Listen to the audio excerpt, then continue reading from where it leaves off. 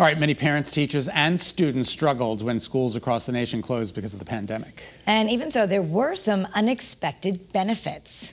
Emily Greene, author of School Disrupted, Rediscovering the Joy of Learning in a Pandemic-Stricken World, is joining us now to explain. Welcome. Happy to be here. All right, Emily, I gotta be honest with you. You're like Wonder Woman. You have 3 kids and you wrote a book. How do you do that? Well, 2 of my kids are a little older. Otherwise, it would be impossible.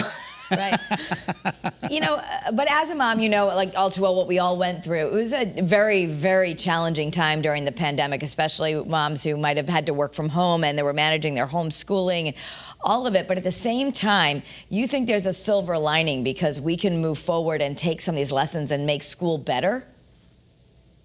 Absolutely. There are so many silver linings, and you don't always realize them until you look back. Through the last year, all we've wanted was for our kids to be back in school.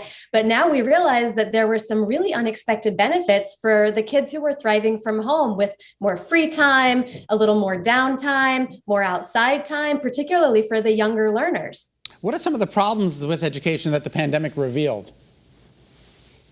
The biggest problem that the pandemic revealed that every parent dealt with was the sheer rigidity of the system. When you think about it, our education system has changed very little in over 100 years. And in this last 12 months, it just couldn't adapt fast enough. But a huge shout out to the teachers and the parents and the kids who all did adapt super fast. All right. I got to give our school credit. They did the best they could. I mean, it was hybrid and the kids learned to jump online, but there was definitely something missing.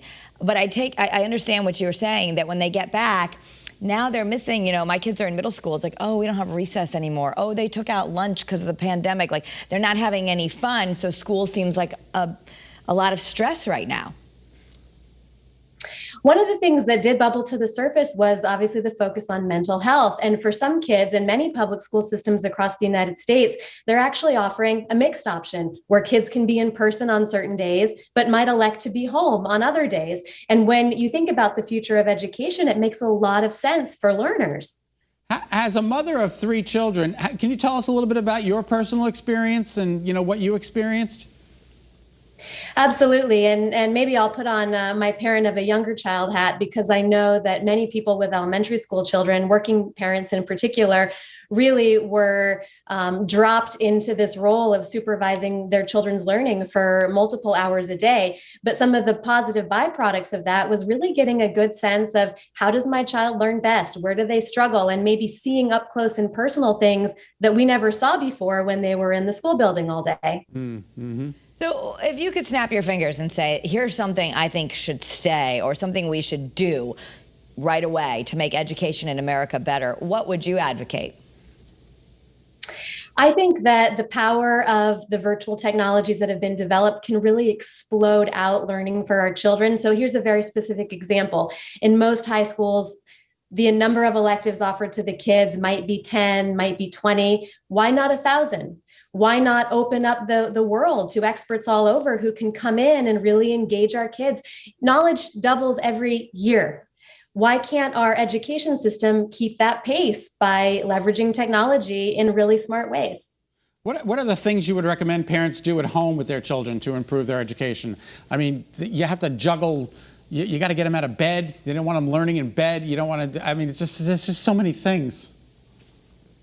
This might be really counterintuitive, but neuroscience and educators know today what they didn't know 100 years ago, which is coming off of an experience like this, kids actually need downtime. It activates a different part of the brain called the default mode network that allows them to contextualize, make sense, process emotions, figure out their place in all of this. And so over the summer, don't worry as much about learning loss. Actually focus on giving them free time, letting them process, playing with your children to really reignite that curiosity and joy so they can hit the fall in a better place.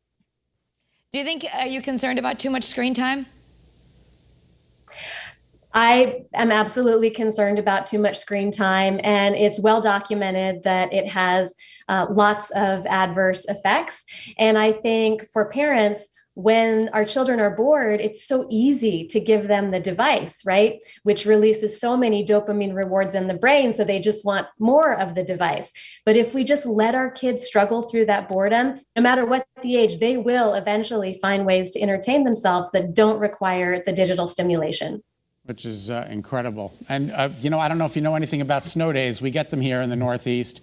Do you recommend that the kids go virtual if it's snowing outside, or they get a day off?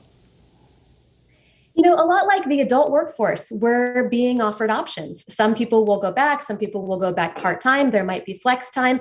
Why can't we open our minds to that sort of arrangement for our children?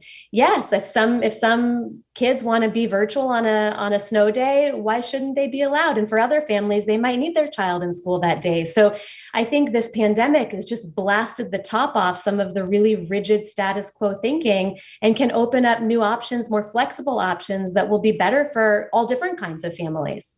Well, thank you so much for your time. We appreciate it. And congratulations on the book. Thank you. I'm really excited about it. And it's a great conversation for our world to be having right now. Absolutely. All right, Emily, we appreciate your time. Thanks for being here on Better. Likewise, have a great day. You too.